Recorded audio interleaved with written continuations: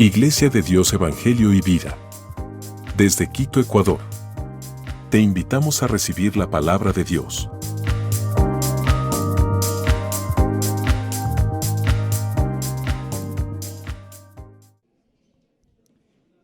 Y démosle un aplauso de alabanza al Señor en esta mañana. ¡Gloria a Dios! ¡Gloria al Señor! ¿Cuántos dicen amén? Hemos estado aprendiendo algunas semanas, paramos un ratito y ahora retomamos el libro de los Hechos de los Apóstoles, también conocido como el libro de los Hechos del Espíritu Santo. ¿Qué sucedió con la iglesia una vez que Cristo ascendió? ¿Cómo fue el obrar del Espíritu Santo en la iglesia en sus inicios? El libro de los Hechos es la continuación del libro de Lucas. Ambos fueron escritos por Lucas, ese médico fiel al apóstol Pablo que lo acompañaba en sus viajes.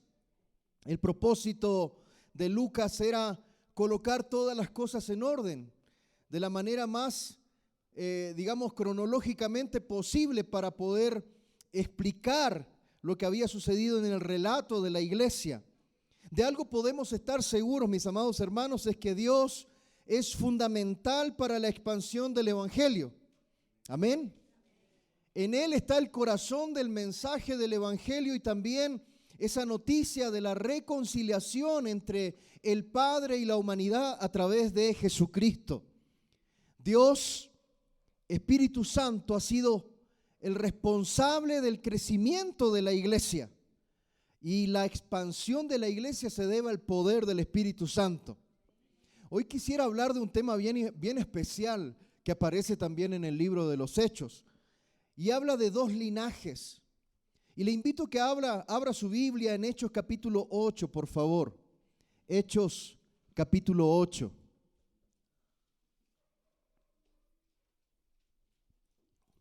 Vamos a leer desde el verso 9 en adelante. Téngala abierto ahí su Biblia.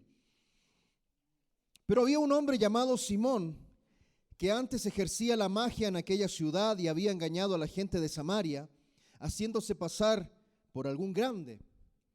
A este oían atentamente todos, desde el más pequeño hasta el más grande, diciendo: este es el gran poder de Dios.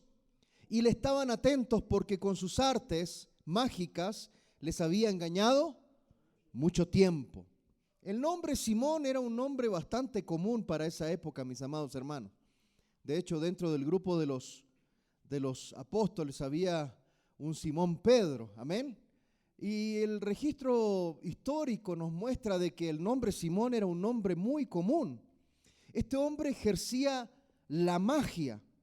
La palabra de Dios nos dice que no solo ejercía la magia, también era un engañador. En el mundo antiguo había una clase de astrónomos, los científicos de su época, que eran llamados magos. Usted recuerde aquellos que visitaron cierto lugar donde Jesús nació. Eran llamados magos, los magos de Oriente, pero ellos eran personas que estudiaban las estrellas, no que practicaban algún tipo de artilugio, sino que ellos eran estudiosos, eran los científicos de la época. Pero también los brujos y los hechiceros de los pueblos utilizaban este título, se hacían pasar también por magos, lo usaban para aprovecharse de la ignorancia y de las supersticiones de la gente común. Aquellos que quizás no tenían la suerte de tener tanta preparación, creían en todo aquello que decían estos magos. Tenían cierta fama, tenían influencia sobre la gente. Todos los que los veían le atribuían, cierto, a este mago, a Simón, de que lo que él hacía venía de parte del poder de Dios. ¿Dónde ejercía su influencia este Simón el mago? Lo ejercía en Samaria, o desde el griego la palabra Samaria.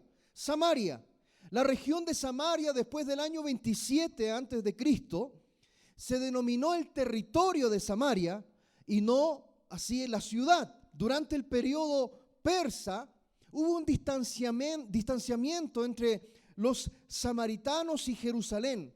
Los samaritanos establecieron su propio centro de culto. Para los judíos, el centro de culto de adoración era en Jerusalén. Amén. Pero los samaritanos establecieron su propio centro de culto en la ciudad de Gerizim.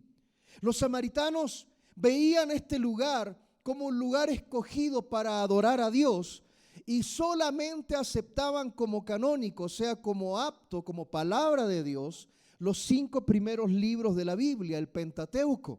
Ellos aceptaban solamente eso como palabra de Dios. No creían en la resurrección, ni tampoco asociaban al Mesías que tenía que venir con la casa de David. Ellos decían que de David no venía el Mesías. Por lo tanto, ellos esperaban a un profeta similar a Moisés. Según ellos, cuando llegue alguien similar a Moisés, entonces ese era el Mesías. Deuteronomio 18:15 dice: un profeta como yo te levantará Jehová, tu Dios, de en medio de ti, de tus hermanos, a él oiréis. Ellos se aferraban a esta palabra y decían que si ha de venir, ¿cierto?, el Mesías, tenía que tener las características de Moisés. Así que en los tiempos de Jesucristo era un periodo bastante tenso entre Jerusalén y Samaria. Era un periodo bastante tenso entre los judíos y samaritanos. Los judíos no aceptaban a los samaritanos, ni tampoco esperaban o creían que ellos descendieran de los patriarcas, y por lo tanto cuestionaban la validez del culto que ellos realizaban en otra ciudad. Por eso nosotros podemos ver a lo largo de todo el Evangelio de que judíos y samaritanos no se llevaban. Y de hecho los judíos despreciaban a los samaritanos diciéndoles que eran gentiles. Bueno, Simón el mago se hace de muchos seguidores, se hace famoso, alcanza una gran influencia. La Biblia dice entre grandes y pequeños en la ciudad de Samaria. Y es impresionante que los samaritanos asumieran de manera incorrecta que Simón tenía un poder espiritual que provenía de Dios. Sin embargo, usted sabe que esto no era verdad. Hechos capítulo 8, verso 10 dice: a este oían atentamente todos, desde el más pequeño hasta el más grande, diciendo: este es el gran poder de Dios. El verso 11 dice: y le estaban atentos porque con sus artes mágicas les había engañado mucho tiempo. En estos días yo meditaba, no sé si usted alguna vez se ha puesto a pensar en esto, la época crucial que Dios nos ha permitido vivir. Esta es una época interesante. Desde el punto de vista profético, es una época interesante.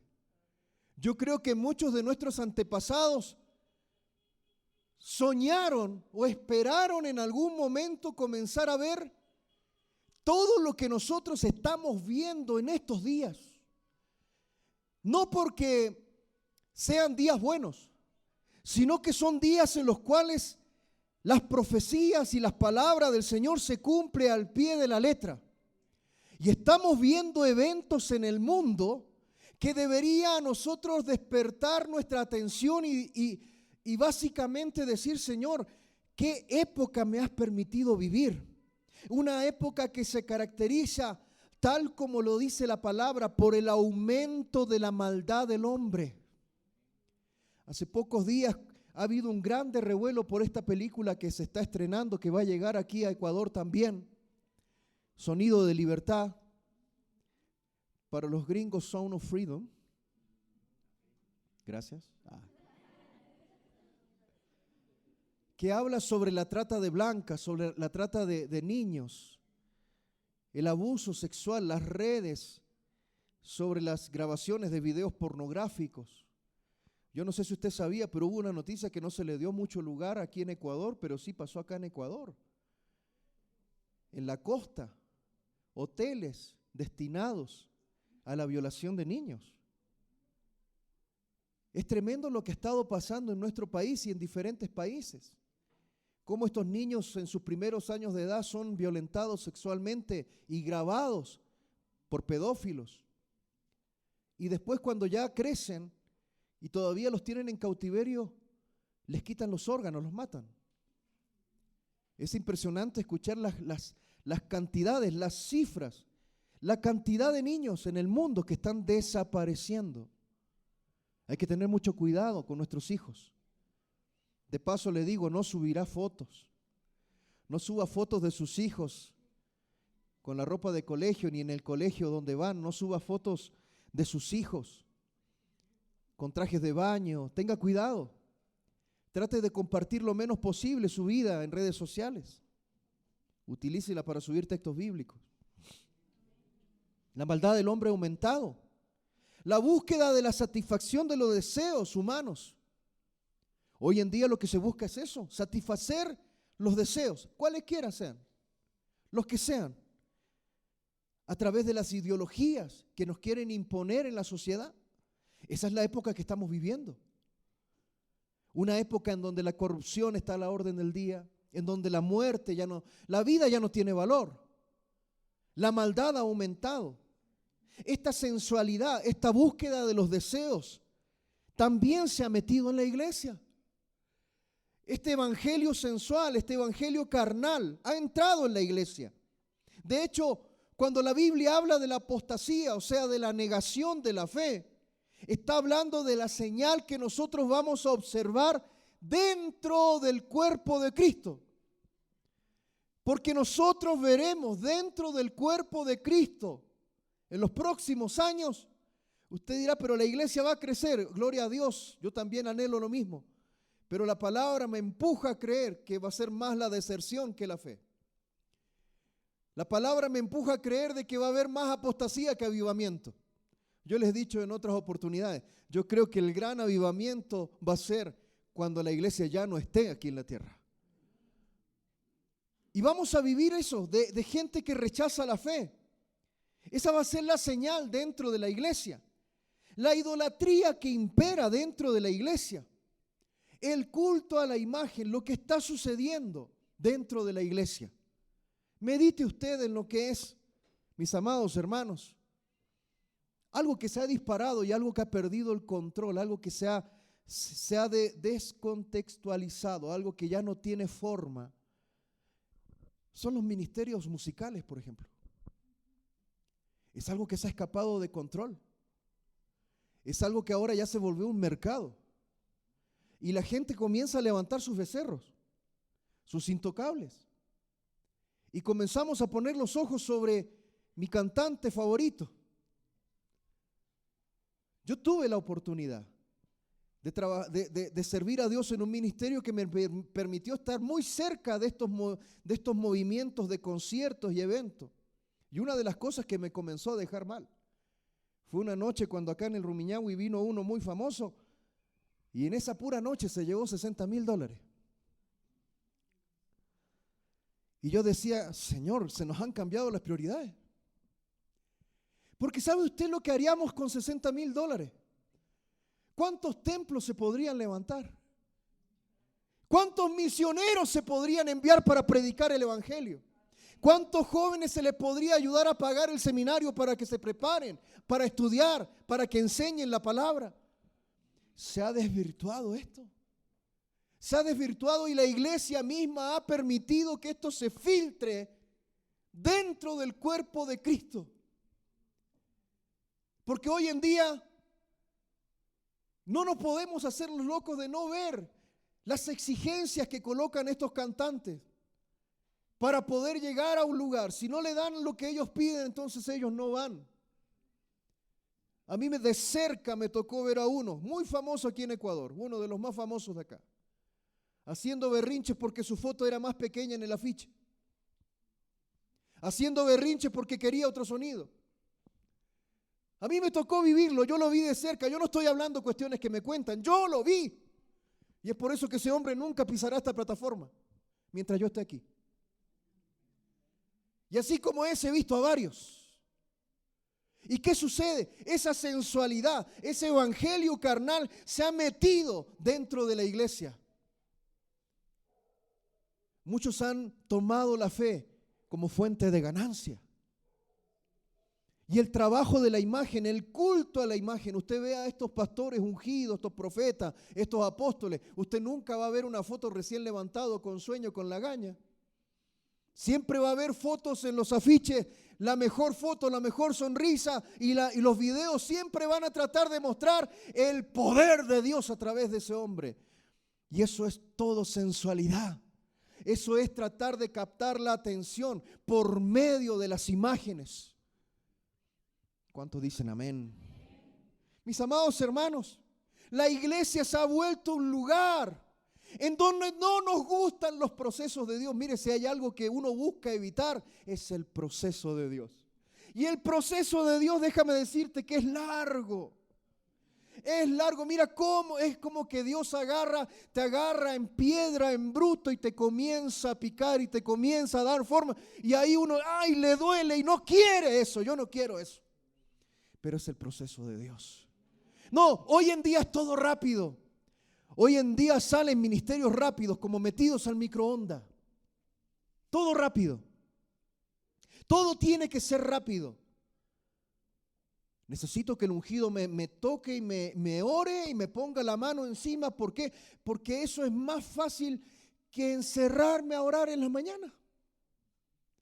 Eso es más fácil. Es fácil que venga un profeta y me entregue una palabra. No, porque a mí no me cuesta ponerme a orar para que Dios me hable a mí. Cuando la palabra del Señor dice que el velo ya fue roto. La palabra del Señor dice que la sangre de Cristo ya nos da libre acceso a la presencia de Dios. Entonces comenzamos a levantar becerros. Comienza a levantarse una iglesia carnal. La idolatría que impera en la iglesia, el culto a la imagen, la búsqueda de resultados rápidos en Dios, desechando los procesos largos, la búsqueda de un evangelio que supla mis necesidades inmediatas, pero que no me exija santidad. No, cuando Dios habla de santidad, no me gusta.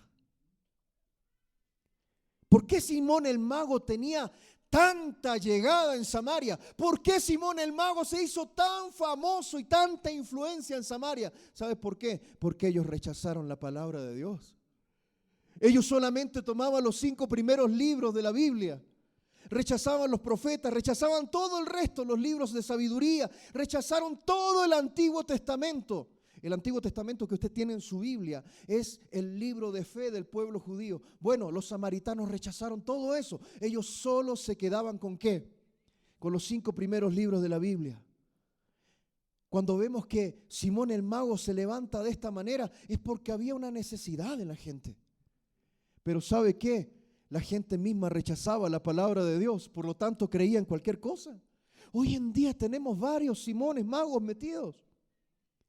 Hay muchos Simones magos que están haciendo ganancia deshonesta. Hoy en día, todo aquel que se aleje de la Biblia, todo aquel que se aleje de la palabra y comience a vivir un evangelio aguado, un evangelio sin poder, un evangelio sin sustento, que cuando Dios está pidiendo que comamos poroto, estamos tomando leche todavía. Porque lo que Dios quiere es dar una comida fuerte, no algo débil. Porque lo débil no te va a hacer madurar. Sigue tomando un niño, tú lo mantienes tomando pura leche durante años. ¿Qué va a pasar? Se va a debilitar, se va a morir. Necesita comer alimento sólido. Es por eso que esto se rompe. Esto termina cuando irrumpe la palabra de Dios, el verdadero poder de Dios.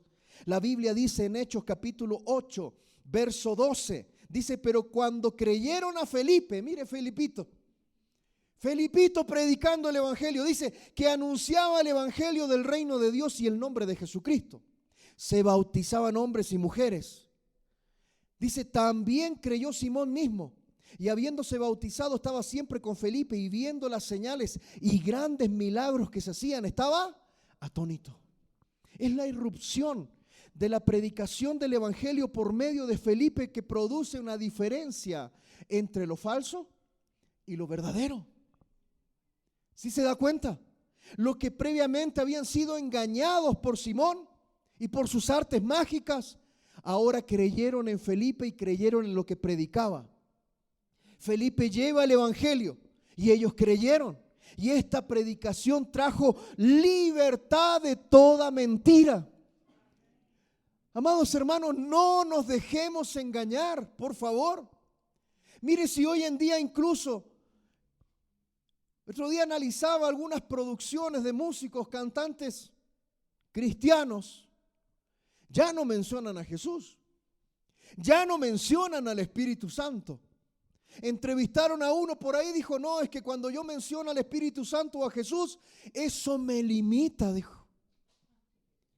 ¿Por qué? Porque su mercado es otro, porque él quiere alcanzar. Tú no sabes a quién le está cantando. Si yo soy un inconverso y escucho esa canción, yo pienso que le está cantando a su mujer o a su novia o a su amante. Porque no menciona a Dios, no menciona a Jesucristo, no menciona la sangre, no menciona al Espíritu Santo. ¿A quién le está cantando? Ah, no, pero que como es tal cantante, es que él sí es cristiano. Seguro que es cristiano. Cuidado con los becerros.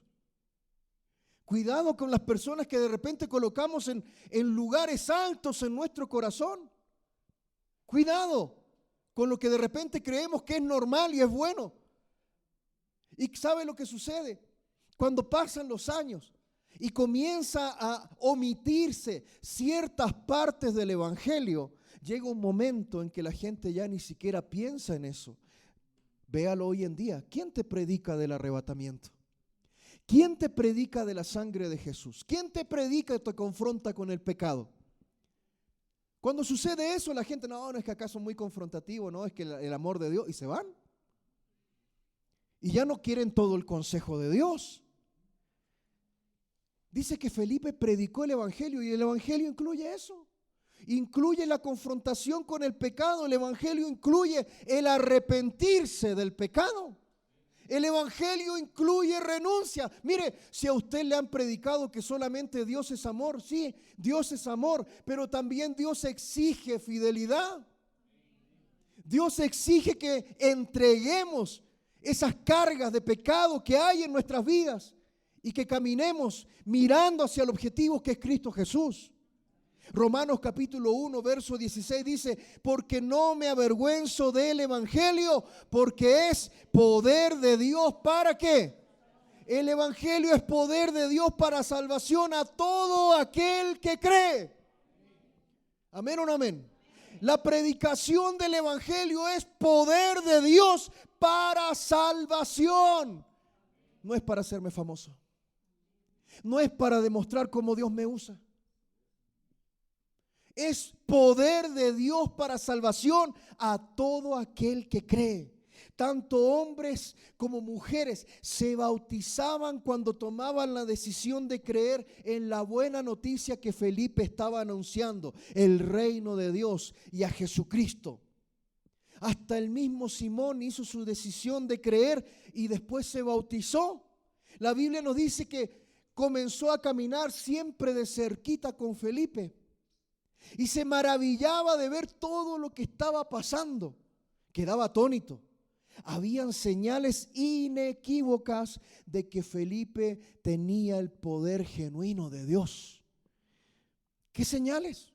No sé. Pudo haber sido que él oraba y la gente hablaba en lenguas. Pudieron haber sido milagros. La rapidez con que la gente desamparó a Simón el mago, ¿sí se da cuenta?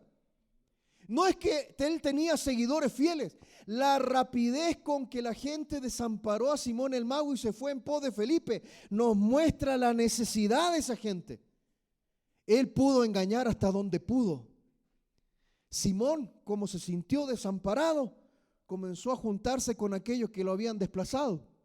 Hechos capítulo 8, verso 14, dice, cuando los apóstoles que estaban en Jerusalén, póngale mucha atención a este verso que de repente pasa colado, léalo bien. Dice, cuando los apóstoles que estaban en Jerusalén oyeron que Samaria había recibido la palabra de Dios. ¿A quién enviaron? Qué interesante esto. Algo estaba pasando en Samaria. Felipe estaba siendo usado allá, pero recuerde que Felipe no tenía tanta experiencia. Amén.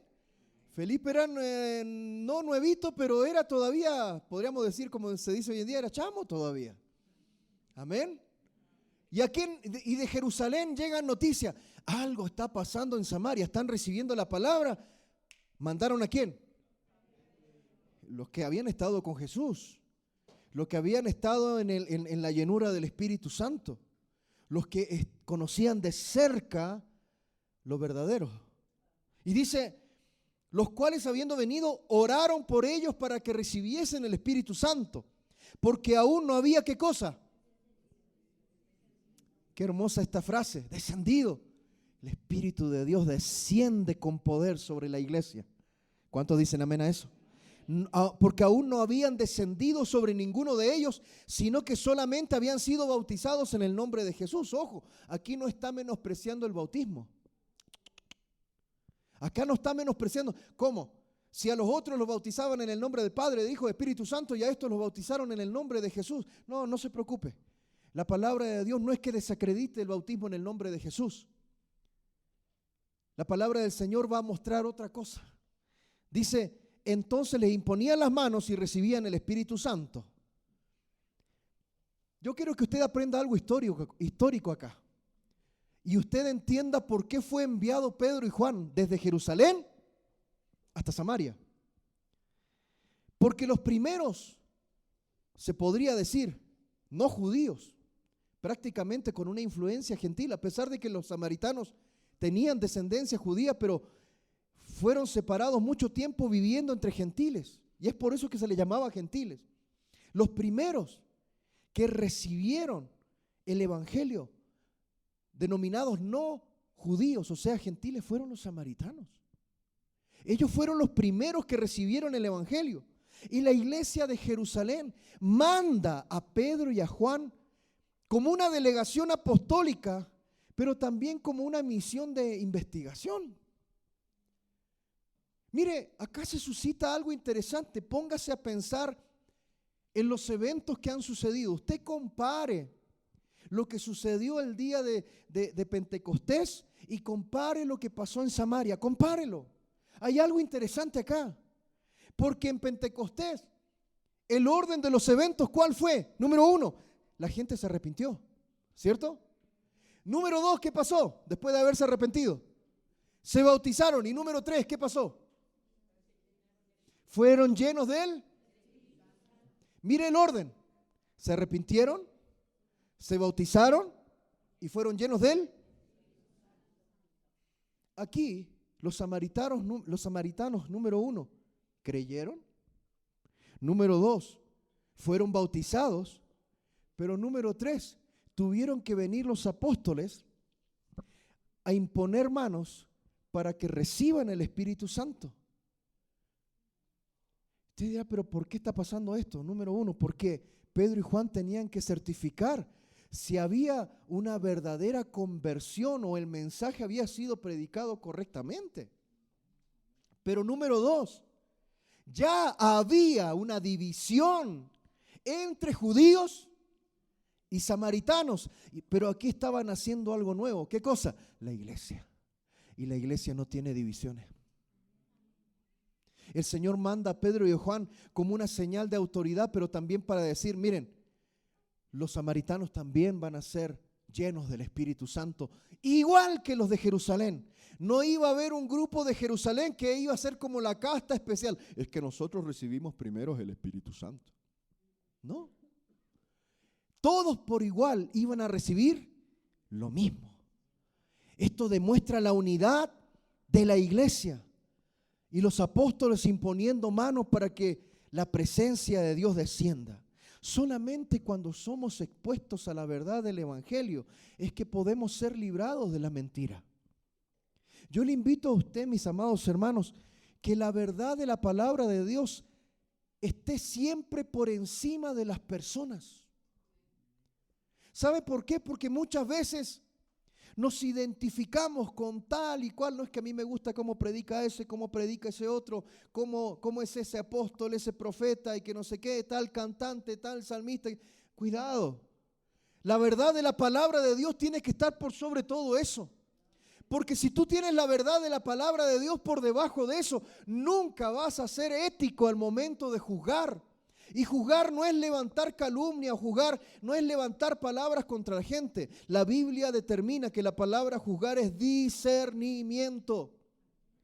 Discernimiento. ¿Y con qué vas a discernir si la palabra de Dios no tiene un primer lugar en tu vida?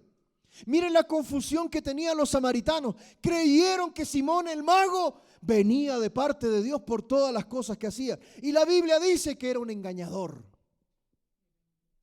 Pero como no tenían el sustento de la palabra de Dios, no lograban discernir. Y eran llevados por cualquier viento de doctrina. Mis amados hermanos, en tercer lugar, déjeme decirle, o diga conmigo mejor porque va a sonar mejor. Repita conmigo. El don de Dios no se compra ni se vende. Repítalo. El don de Dios no se compra ni se vende. Hechos 8, verso 18 dice: cuando vio Simón que por la imposición de las manos de los apóstoles se daba el Espíritu Santo, ¿qué hizo? Les ofreció dinero, diciendo: dadme también a mí este poder, para que cualquiera a quien yo impusiere las manos reciba el Espíritu Santo. Entonces Pedro le dijo: tu dinero perezca contigo, porque has pensado que el don de Dios se obtiene con dinero. No tienes tu parte ni suerte en este asunto, porque tu corazón no es recto delante de Dios. Arrepiéntete pues de esta tu maldad y ruega a Dios si quizás te sea perdonado el pensamiento de tu corazón, porque en hiel de amargura y en prisión de maldad veo que estás. Respondiendo entonces Simón dijo: rogad vosotros por mí al Señor para que nada de esto que habéis dicho venga sobre mí. Simón evidentemente vio algún fenómeno externo que lo convenció de que los samaritanos habían recibido algo, el Espíritu Santo, cuando los apóstoles imponían las manos. Algo vio. Lucas no identifica, no dice con detalle qué tipo de manifestación externa sucedió a los samaritanos. Los comentaristas bíblicos dicen que pudo haber sido el hablar en lenguas, como sucedió siempre. Otros dicen que pudieron haber milagros, señales, sanidad de enfermos. Pero ¿sabe lo que pasa acá? Que el viejo hombre de Simón le ganó, lo venció. Porque él comenzó a ver este fenómeno solamente como la gran oportunidad, la gran posibilidad de obtener nuevos poderes, nuevos secretos que otros no sabían, para agregar a su inventario de artes mágicas. Es interesante, porque el texto bíblico dice: les ofreció. La palabra dinero en el griego, grema, uno cuando lee dinero dice les ofreció kushki, plata. No, no. ¿Saben lo que les ofreció? La traducción de esta palabra, dinero, en el griego es, les dijo: oye, hagamos un negocio. Hagamos negocio con esto. ¡Qué tremendo! Este Simón no entendió nada. Les dijo a los apóstoles: muchachos, está pasando algo bueno acá. Podríamos hacer negocio. Podríamos hacer negocio. ¿Y cuál fue la respuesta de los apóstoles? Tu corazón no es recto, o sea, no es justo, no es verdadero, no es sincero. En otras palabras, la conversión de Simón no había sido real. Mis amados hermanos, la conversión de Simón no había sido basada en un genuino arrepentimiento. Fue cegado por la tentación de ganar más poder, más fama y más dinero. Porque ¿sabe qué? Esto tiene poder. Esto tiene influencia. Cualquier persona que se para en una plataforma y agarra esto, tiene poder e influencia sobre las personas. Y muchos no buscan el propósito de Dios. Buscan plataforma, buscan poder, buscan influencia. Segunda de Corintios 4, versos 3 y 4 dice: pero si nuestro evangelio está aún encubierto, entre los que se pierde está encubierto, en los cuales el Dios de este siglo cegó el entendimiento de los incrédulos, para que no les resplandezca la luz del evangelio de la gloria de Cristo, el cual es la imagen de Dios. Miqueas capítulo 3, verso 11 dice, sus jefes juzgan por cohecho y sus sacerdotes enseñan por precio y sus profetas adivinan por... Oiga, qué parecido a lo que vemos hoy en día. Y se apoyan en Jehová diciendo, no está Jehová entre nosotros, no vendrá mal sobre nosotros. Miqueas está denunciando el pecado de hacer dinero con la fe. Primera de Timoteo 6:5, Pablo a Timoteo le dice, disputas necias de hombres corruptos de entendimientos y privados de la verdad, que toman la piedad como fuente de ganancia. Apártate de los tales. Toman la piedad como fuente de ganancia. Hay una gran diferencia con aquellos que realizan la obra de Dios de manera bíblica. La palabra del Señor, el mismo apóstol Pablo habla y dice que aquellos ancianos que son dedicados a la predicación y a la enseñanza de la palabra sean tomados por doble honor. Pero acá está hablando de aquellos que hacen ganancia deshonesta. Incluso Pablo dice, no pongáis bozal al buey que trilla. O sea, si usted tiene un pastor que se preocupa por usted, que predica el evangelio, que enseña la palabra, lo digo con seguridad, esa iglesia está destinada a poder caminar en la voluntad de Dios. Y todo pastor que se dedica de esa manera, la palabra de Dios respalda de que sea sostenido. Porque si usted le pone bozal al buey que trilla, eso quiere decir que el buey, cuando está haciendo bien su trabajo, le vamos a poner bozal, entonces que se vaya debilitando. Que no tenga recursos, que se friegue. Ah, pero tiene que estar cuando yo lo pido. Todo es un proceso. Y la palabra de Dios nos enseña que tiene que ser así. Yo estoy hablando de aquellos que hacen ganancia deshonesta con el evangelio, que predican lo que no se tiene que predicar porque está falso, que sacan recursos de la iglesia. Y es por eso que algo que tenemos que nosotros plantearnos en este día es ver que alejarnos de la palabra de Dios siempre va a traer confusión, y en esa confusión siempre va a haber gente que se aprovecha de la confusión. Siempre. Mire, Simón pensó que el Espíritu Santo era simplemente un poder que se podía comprar o vender. Él quería controlar la función del Espíritu. Él consideraba al Espíritu Santo como un poder que él podía usar como él quisiera, y no que el Espíritu Santo quiere controlarte.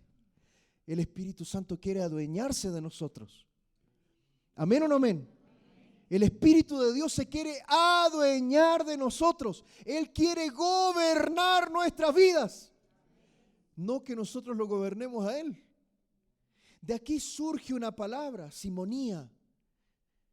Esta palabra simonía es un pecado, que es comprar o vender oficios o privilegios dentro de la iglesia.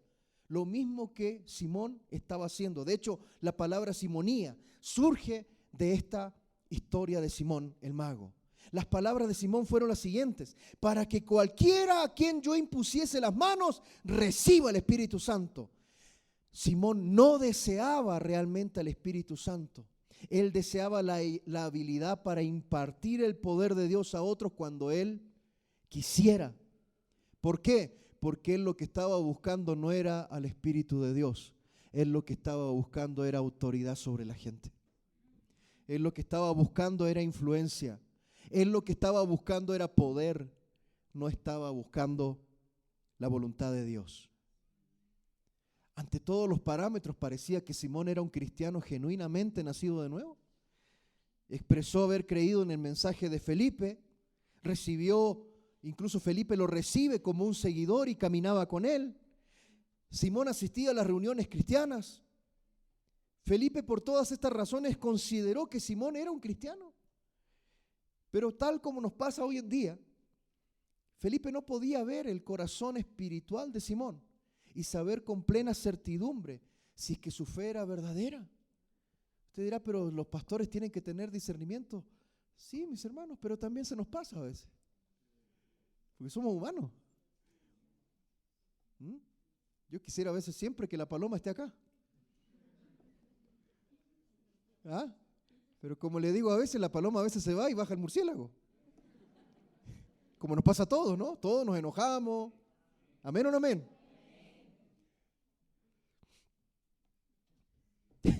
Le pasó a Felipe. Felipe pensó que era un creyente este Simón. Pero la declaración de Pedro fue rotunda. Pedro dijo, no tienes tu parte ni suerte en este asunto, porque tu corazón no es recto delante de Dios. Es una evidencia de que Simón no era un verdadero convertido. Hechos 8:23 dice, porque en hiel de amargura y en prisión de maldad veo que estás. Esto describió el corazón de Simón. Pedro, dése cuenta, Pedro no le expulsó ningún demonio. Escúcheme por favor. Pedro no le expulsó ningún demonio. Pedro no le expulsó el demonio de amargura o de maldad. No. ¿Qué le dijo Pedro? Arrepiéntete. ¿Por qué? Porque es un tema carnal. Amén. Era decisión de Simón ser así. Arrepiéntate. Ora a Dios. Ruega a Dios. Y en una de esas el Señor te perdona, le dijo. ¿Y cómo nos damos cuenta que este ni siquiera había nacido de nuevo? Porque Él le dice, ay, por favor, oren ustedes para que no me pase esto que ustedes están diciendo. O sea, ni siquiera tenía la confianza con Dios de orar. Mis amados hermanos, el orgullo mató a Simón.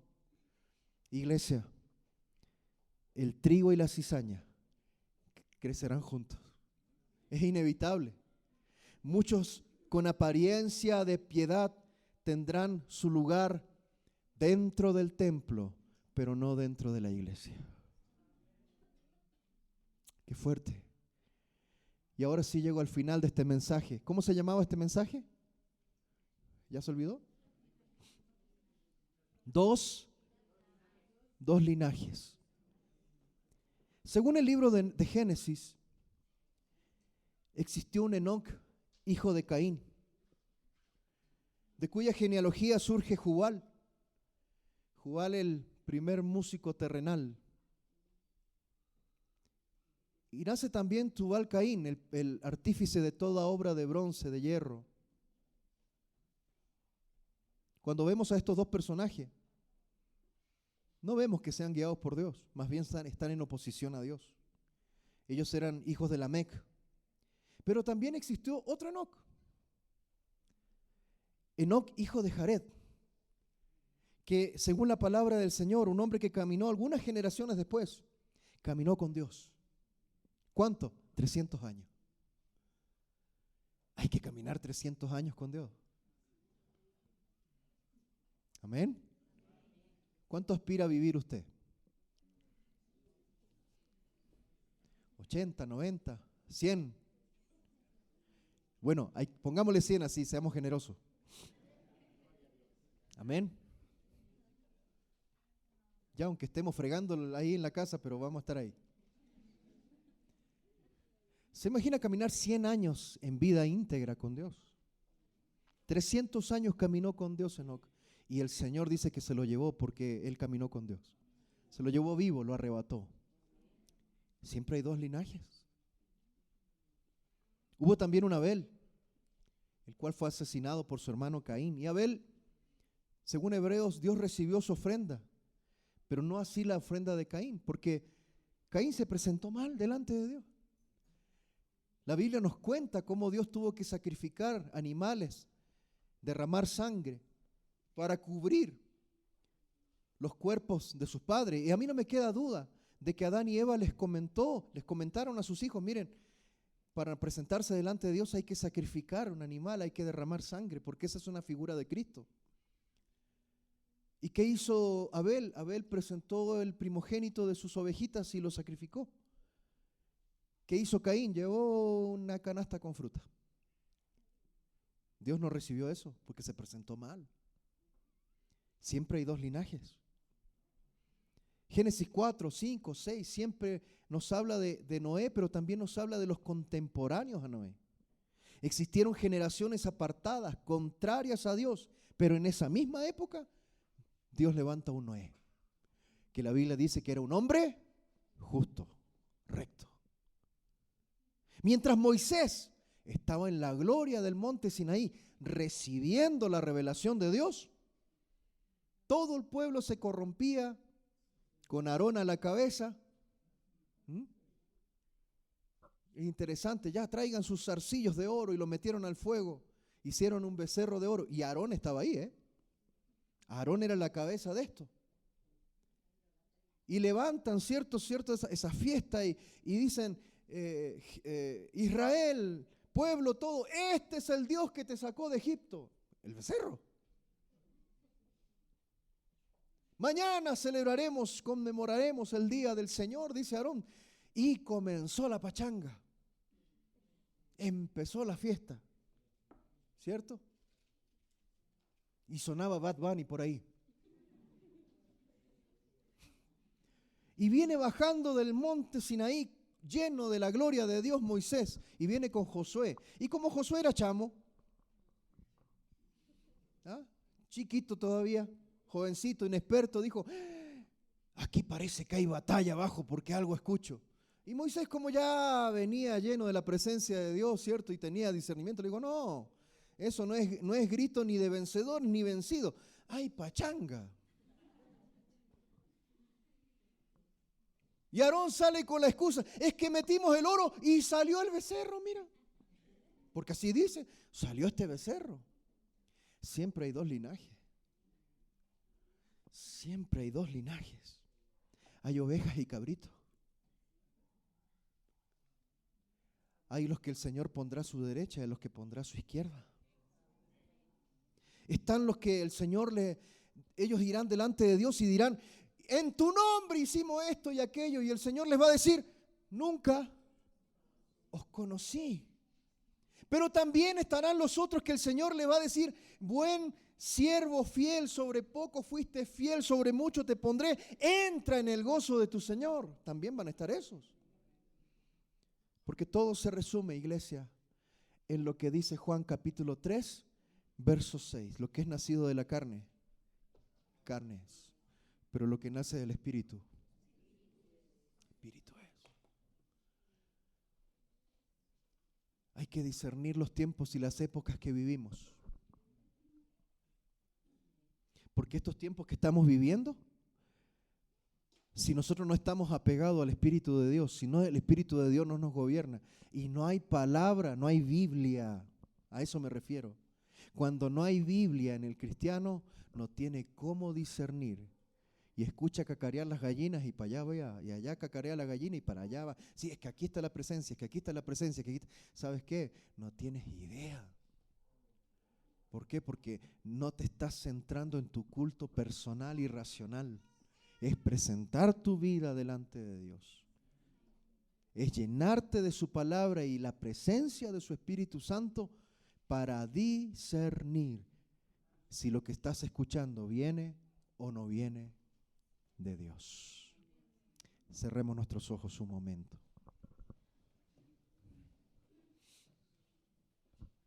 Vamos a orar.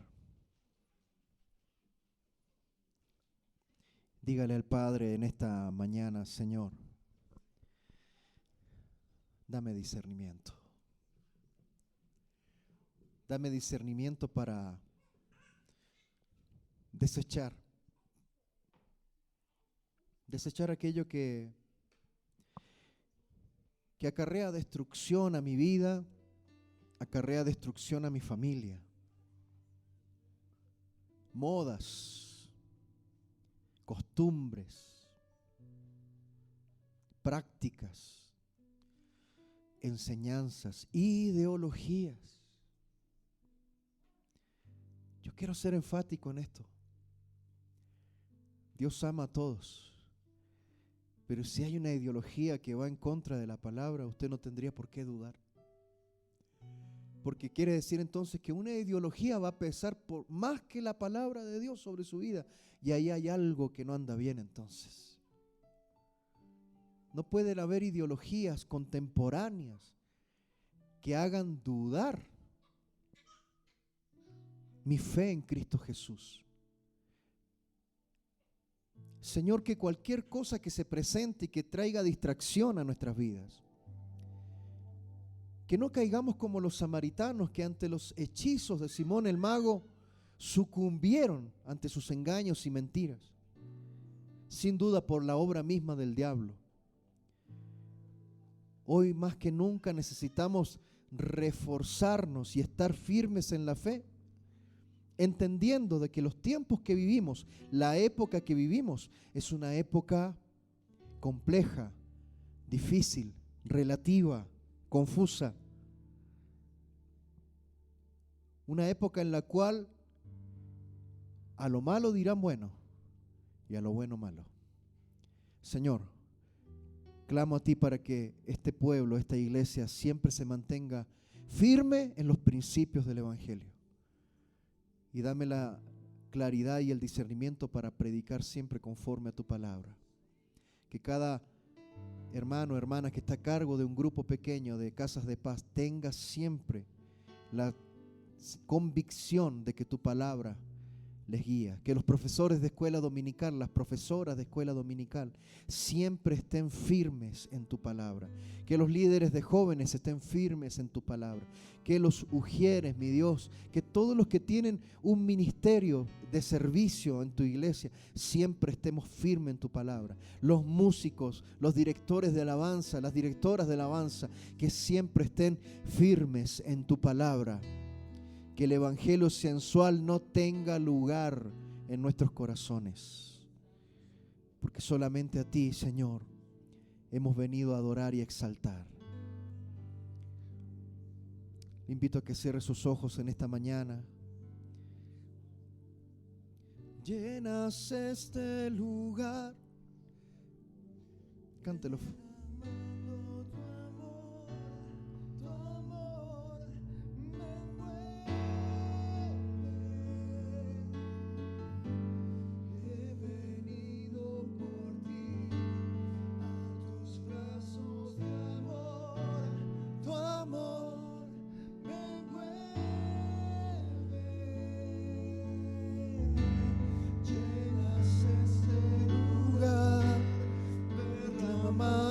Tu amor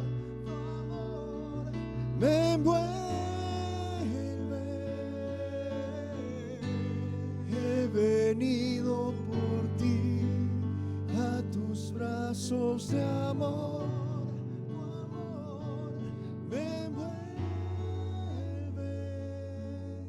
Tuyo es el reino, tuyo el poder es tuya, es la gloria por siempre. Amén. Tuyo es el reino, tuyo el poder es tuya, es la gloria por siempre. Amén. Señor, que se llene este lugar y nuestros corazones con tu presencia. Y que seamos fortalecidos y guiados por ti. Le pido que se ponga de pie en esta mañana y rinda su adoración al único que la merece.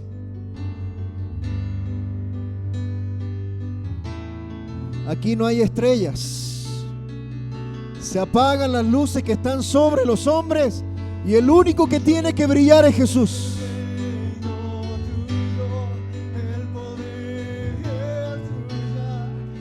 La gloria por siempre. Amén.